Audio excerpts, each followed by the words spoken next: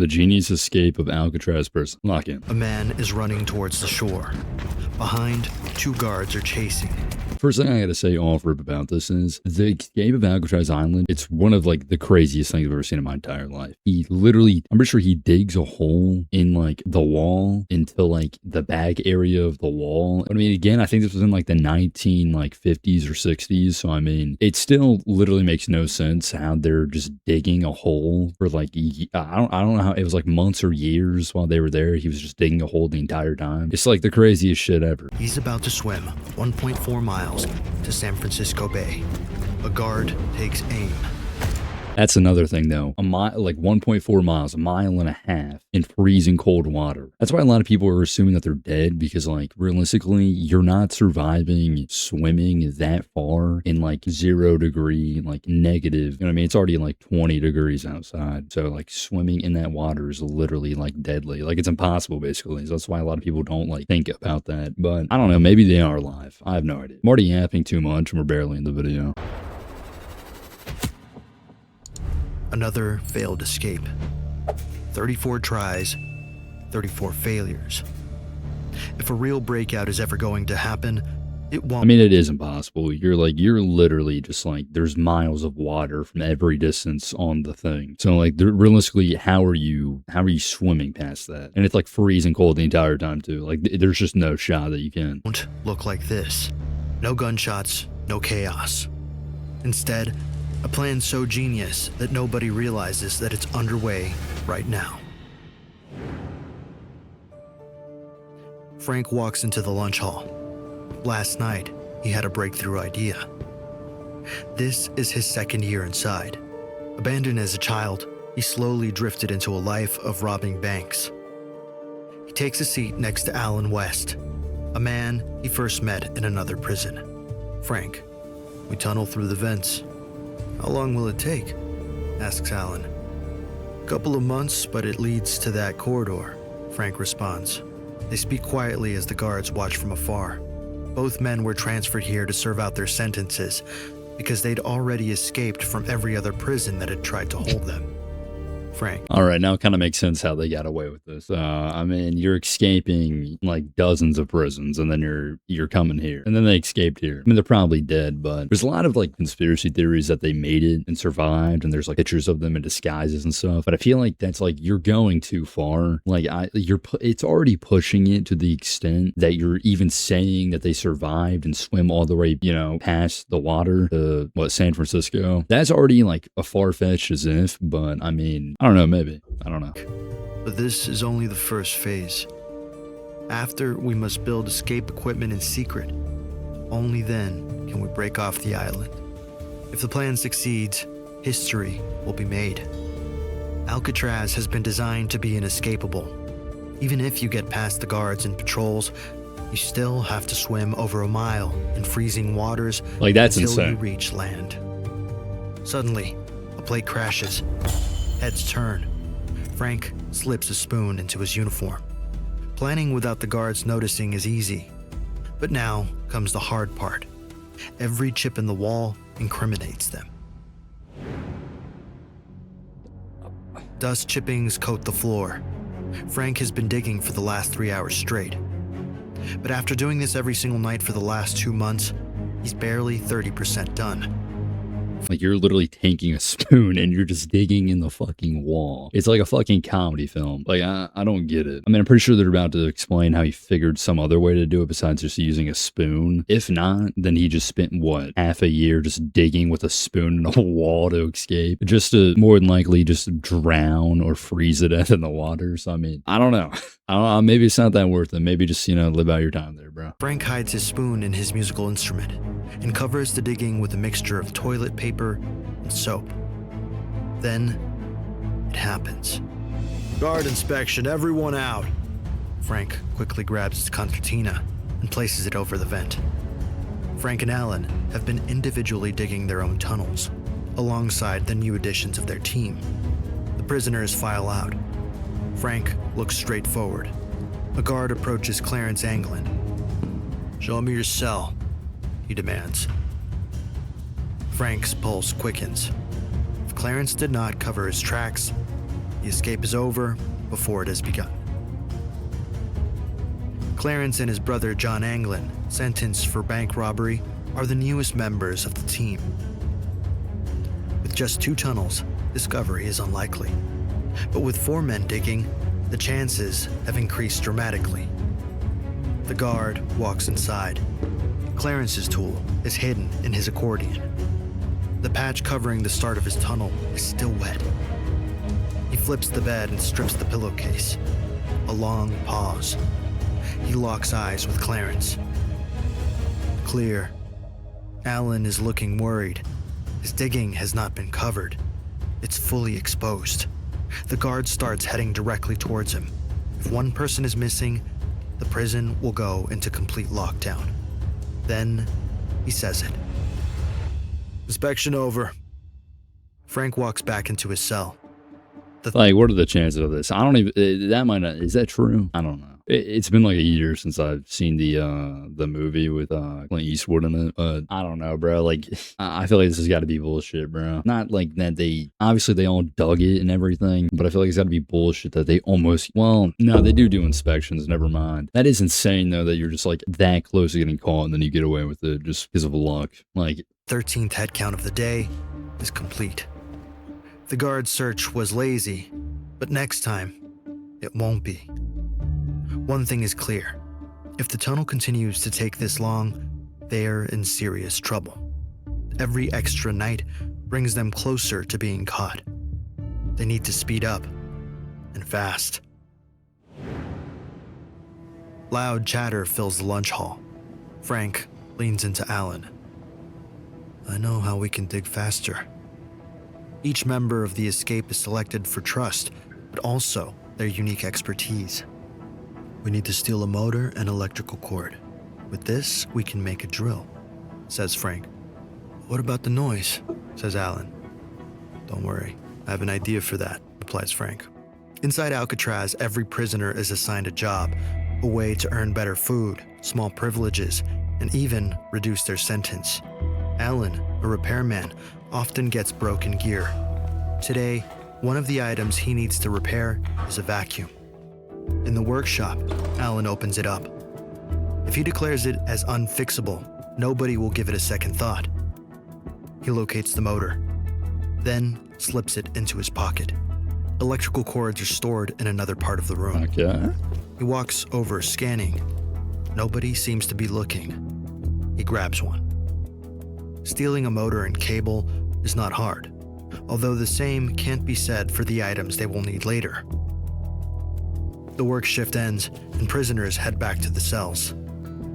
Alan sees Frank. Hey, take this. Frank walks back to his cell, tense, not for fear of being caught, but because everything depends on this. If the drill works, they can move much closer to building the escape equipment that will allow them to break free. Later that night, while everyone is sleeping, he fixes a piece of scrap metal to the motor. Using an electrical cord, he attaches it to the wires inside the ceiling light. Yeah, bro, this dude's a fucking genius, bro. Like, we're just using the fucking light wires to, like, make a drill with something with inside of a vacuum cleaner. Like, I guess, bro. He turns it on. Suddenly, a prisoner shouts, "Who is making that noise?" Frank quickly yanks the electrical cord out. The Let's motor go. is too loud. Alcatraz has a strict rule of silence in the cells. Even the faintest of sounds become noticeable. Right now, it's impossible for Frank to work. He needs a way to use the drill without being heard. Alan begins softly playing his concertina, its notes drifting through the cells. Nearby, Frank pushes the drill into the wall for the first time. Chips and dust build up on the floor. It's working. Hours of progress are being made within seconds. So they have a strict rule that you can't make any noise, but you can just play your fucking instrument in like the middle of the night. Also, like, even if that's not that loud of an instrument, it's loud enough to cover up the sound of a drill. So what's up with that? If I'm just like critiquing like the horrible like security that they had, like this is, I mean, it's like the 1950s or the 1960s, so obviously it's horrible, but like what are we doing, bro? Hours of progress are being made within seconds. Well-behaved inmates get an hour and a half to play music. Alan's instrument is hiding the noise. Okay. They get to play it in their cell, though? I guess. I don't know why I'm, like, questioning this. Like, this is probably all fact checked. I mean, Noise of the drill. Frank scoops up the concrete and flushes it down the toilet.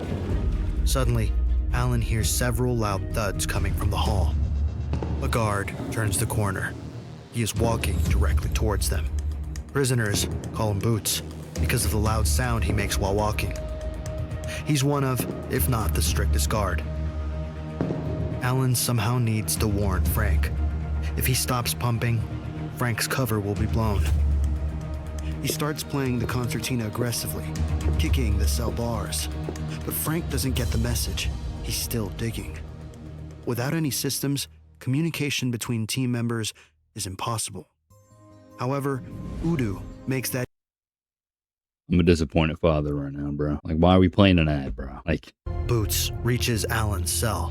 He looks him up and down. Some prisoners are good at playing. Most are okay, but tonight, Alan stands out as the worst. The prison runs on strict order. Anything even slightly out of the ordinary raises immediate alarm bells. The guard scoffs. He walks directly towards Frank's cell. Alan has no other choice but to make the loudest sound yet. Boots looks inside. "What have you got there, Frank?" he asks. "My new magazine." Frank is chilling. like, maybe these aren't fact checked because I don't, like, how does this make any sense, bro? Like, we're on the verge of getting caught, like, apparently, I guess, several times, and we still somehow pull off, like, one of the greatest prison escapes ever, I guess. I mean, I don't get it. In his bed reading. His concertina is positioned in front of the vent. If the guard decides to search, it will be over. Boots nods and keeps moving. It's the closest call yet. If they are to be That the is only pretty close. prisoners to escape Alcatraz, they need to be much smarter. Already 70 days. With steady hands, Frank drags his paintbrush along the canvas. He knows getting a hold of the materials for the vent cover is raising suspicion. To make things worse, the marks from the digging are getting too large to be hidden by the musical instruments. Frank Coming up cleans with his painting. brush. All the guards know that he is painting a canvas of San Francisco. But that's exactly what Frank wants them to think. Earlier in the day, he gave the drill to Clarence and asked him to pass on a message to the others. "Frank, you ready? I have something." They're passing the drill along midday. The drill got to be somewhat big, though. Like, how are you just fitting that around in, like, your shirt or your pants or whatever without that looking suspicious? I mean, unless they got, like, coats on. I mean, I guess it's supposed to be, like, freezing. They're wearing coats and stuff. They probably put it. I mean, yeah, I guess. I don't know. I'm also, like, I don't know how big the drill that they made is. I mean, it could be really small. Within that case, it's like, all right. But by this image right here, it's like this image right here, like, it's just, like, gotta be, like, how are you? Like, I don't get it. Unless they're coming out of their cell and handing it to each other, and then, yeah, I don't know. I don't know what I'm saying at this point. for us soon. With it, they'll never catch our digging. Frank dips his brush into green paint mixture. He reaches down for a piece of cardboard. He stole this from his day job working in the brush shop. Frank paints the corner and holds it up against the wall. A perfect match. Hours have gone into blending paint to make this exact color. It's only with these fake vents in place can they finally finish the tunnels on.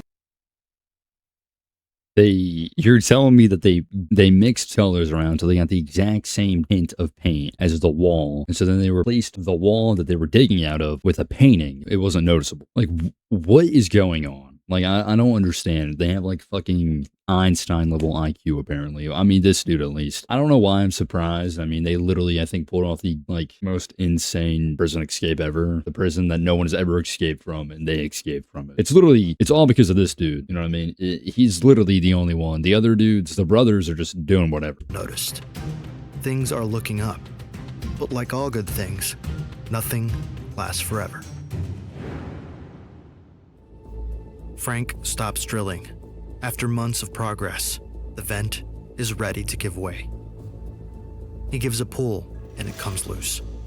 After months of work, he's finally done it. Even better, the others are not far behind. Tomorrow, Alan will join him.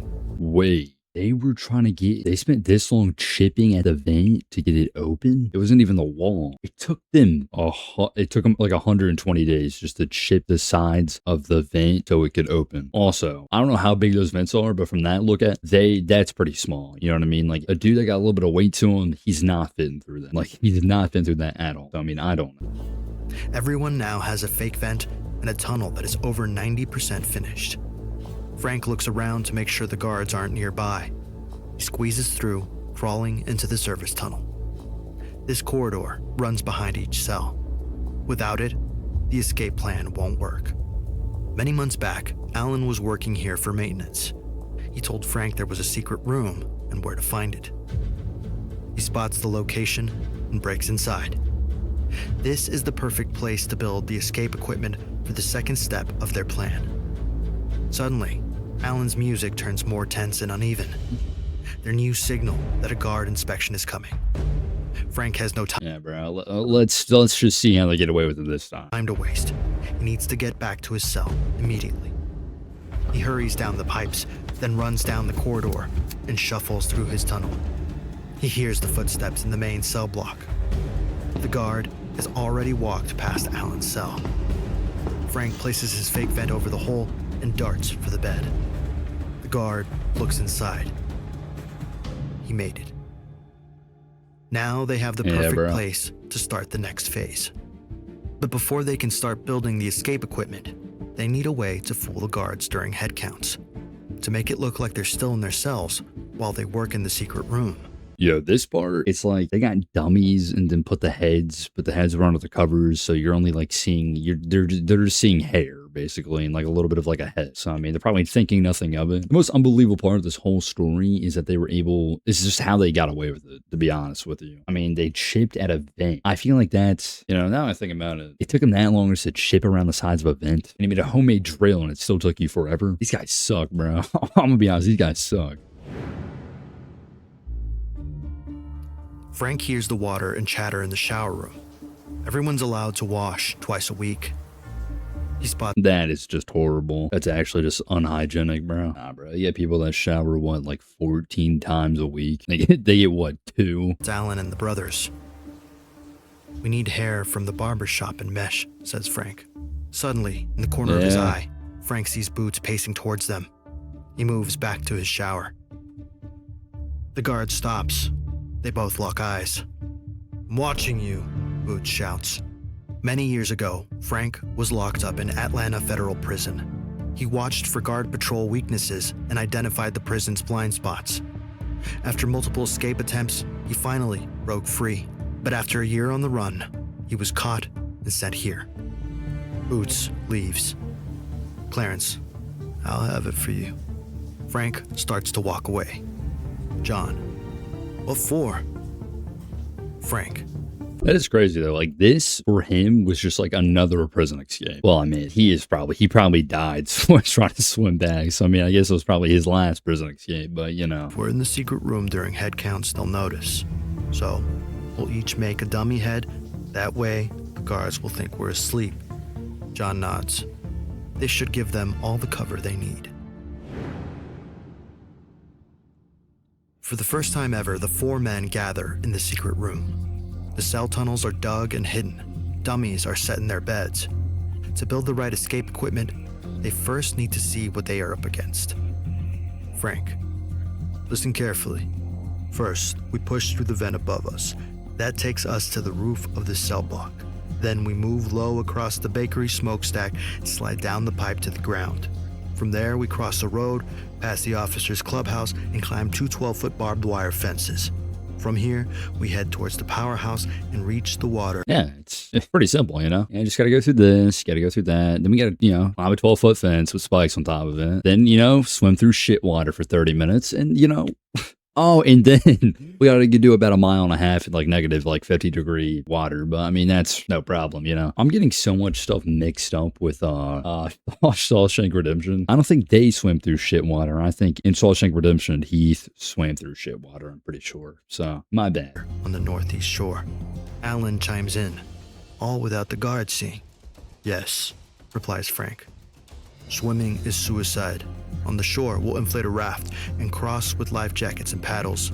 We just need to steal the parts. Ooh, did they actually do that though? Did they make that? Because all I've ever heard is that they swam. I don't know. I actually have no idea. I think it's because the tide was heavy that night. They didn't. But they surely got the raft they made surely got fucked up. I don't know though.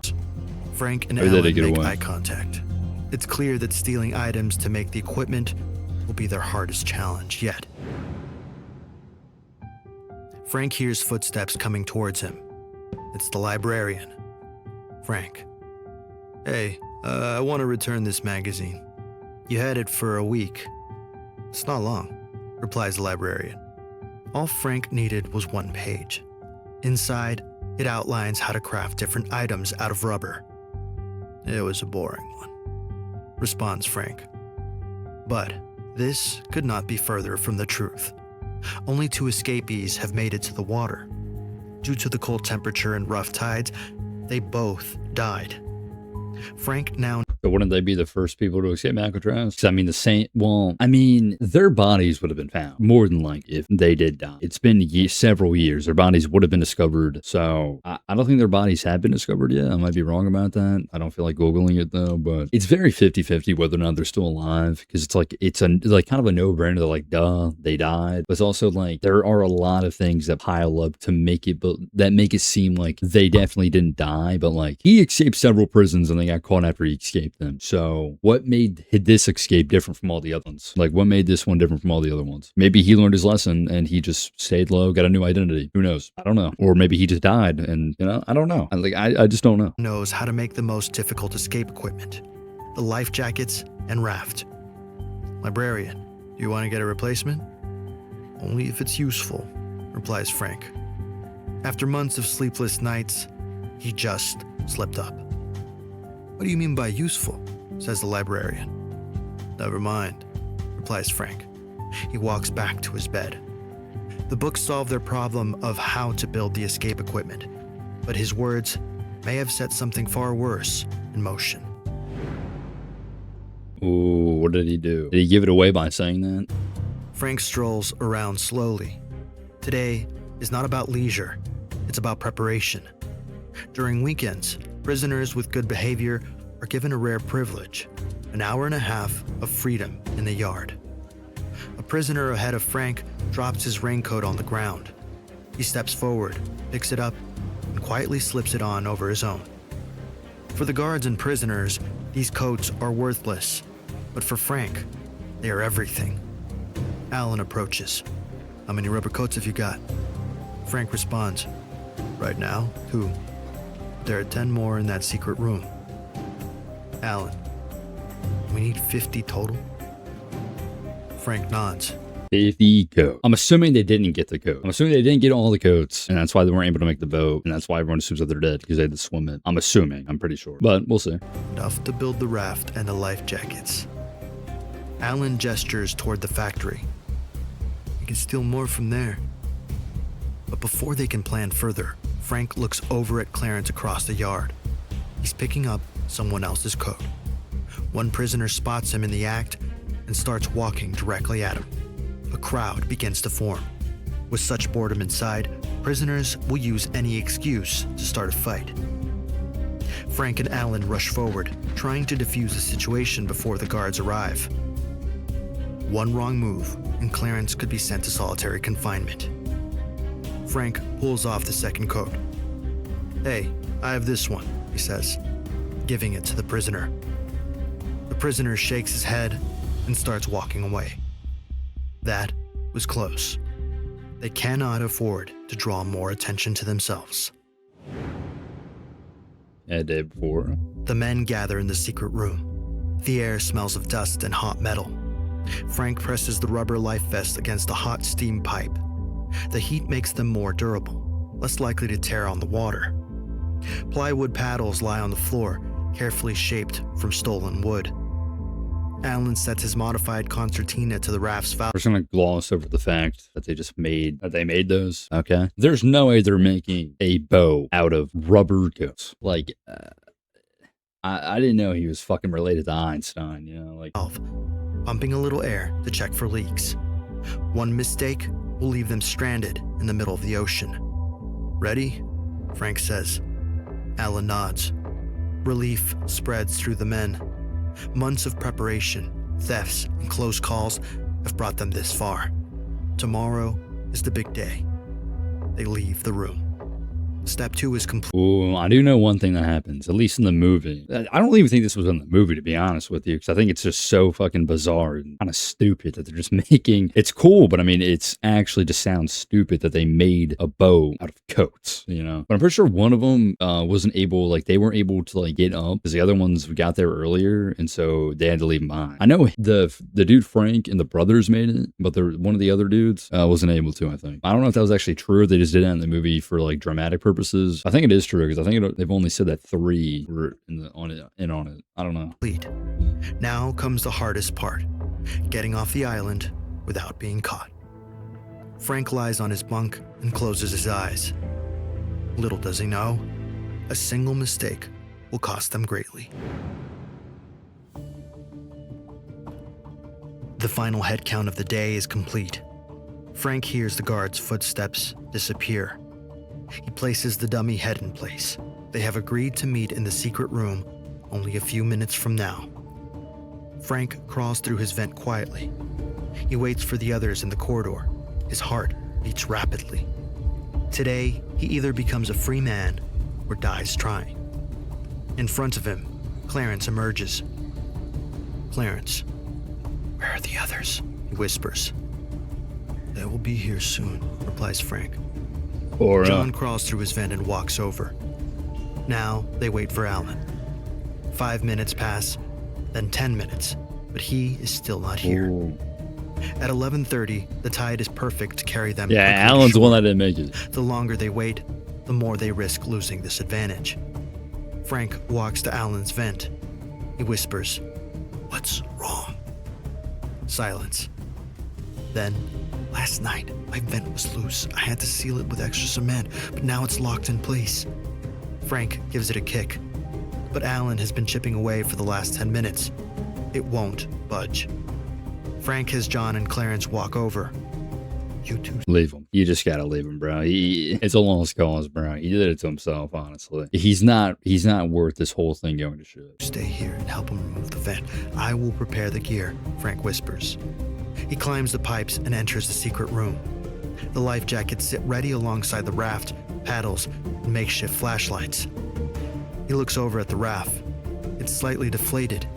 Some of the air they pumped in from yesterday. Oh, it got deflated. I was gonna say, they have to like carry that, like, don't they have to get on the roof and then they have to carry that with them to get out of there. It's like, if they got caught mid-escaping, how, I might be wrong, but wouldn't they have to literally pull this up with them as they're climbing the fence of the prison? So it's just like, why? Like, yeah, that's a lost cause. Just leave it there, honestly.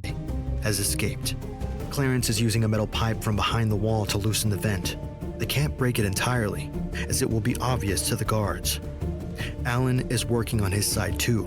However, without music hour, he can't be too loud. The brothers look at each other.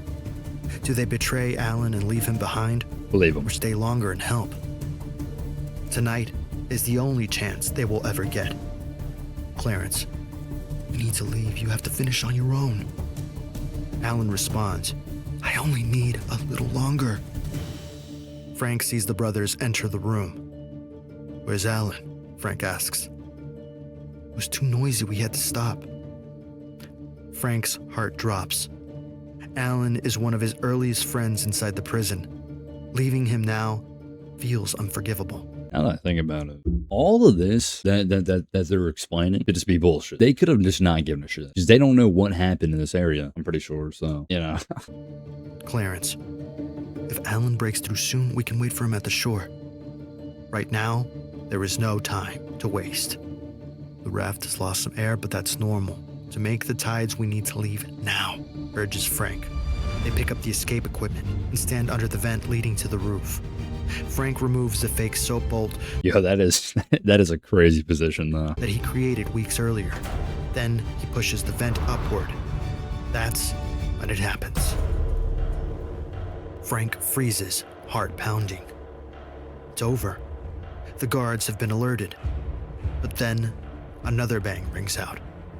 Below, prisoners shout and pound their feet. The guards order silence, but the noise only grows. The inmates won't stop. No point in turning back now, Frank whispers. They start Did they just hear a loud bang and just decided to lose their shit like fucking monkeys? What? running across the rooftop. Multiple bright spotlights sweep the area, cutting through the dark. A beam of light passes. Frank sees an opportunity and sprints. But the equipment is slowing him down. The light swings back towards him. Frank hides behind cover. That was close. Frank They're just knows not Alan being will gone. follow the same route, so he leaves We're just dragging a huge ass boat behind us. There's just lights, you know, they're just looking. I guess, bro. a vest for him. If Alan can break through the vent, the vest will give him a chance to cross the sea. They keep running towards the edge of the building. Frank reaches the bakery drain pipe and starts to climb down. If one guard sees them now, a bullet to the head would swiftly follow. This is all just luck, too, at the end of the day, I feel like. Frank has reached the ground. The others aren't far behind. Now they need to make it to the powerhouse. Staying low, they run across the road. They throw the equipment and hoist one another over. Frank leads the charge, racing towards the sea, his heart pounding. He purposefully chose this location as it's a blind spot for all the searchlights. He glances back, looking for any sign of Alan. Nothing. Lost cause, bro. Now they need to inflate the raft. John keeps watch as Clarence starts putting on his life jacket. Every minute passes so quickly. They inflate the raft and carry it into the ocean. The water is freezing. It first needs to be tested in shallow waters. Clarence jumps in. If the raft sinks, it will need to swim. A near-death sentence in these waters. John passes the paddles to Clarence. It floats. Everything has gone according to plan, except for one man. Frank looks around desperately. He still can't see Alan. Bye-bye, Can't wait any Frank. longer. Deep down, Frank knows it. Frank might He have dodged makes a bullet, the hard though. decision. Let's go. They push off, disappearing into the darkness. But did they make it to land? Alan did make it to the roof that night, but he was too late. Unable to see the supplies Oh. left for him, he climbed back down into his cell and went to sleep. Alcatraz guards Damn. It sucks for you, bro. Yeah. I mean, I'd like to think that they got away and they didn't die, but at the same time, I don't know. didn't realize the escape had taken place until the early hours of the morning. Alarms blared and search parties started looking in every direction. 2 days later, they found their first clue, a plastic bag washed up 200 yards off Angel Island. Inside was a wallet belonging to one of the Anglin brothers, complete with family photos. Then, a week later, pieces of a raincoat surfaced near the Golden Gate Bridge. After 10 days of searching in the air, land, and sea, the FBI officially declares unlikely drowned. However, without any bodies, the investigation still remains open until today. As the news broke, rumors started to circulate. Witnesses claiming to spot Frank in Oklahoma, Indiana, and Ohio. As for the Anglin brothers, no one knows if they ever saw their mother again.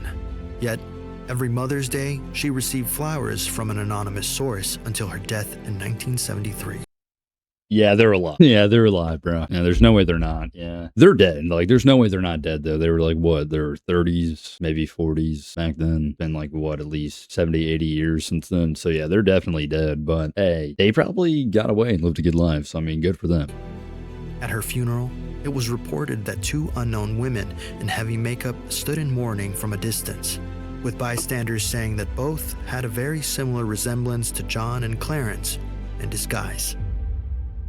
Are we dead ass right now? Are we dead ass? Yeah, I'll definitely give that a like. Make sure to go subscribe to this dude. But, yeah, that's pretty much it. She's a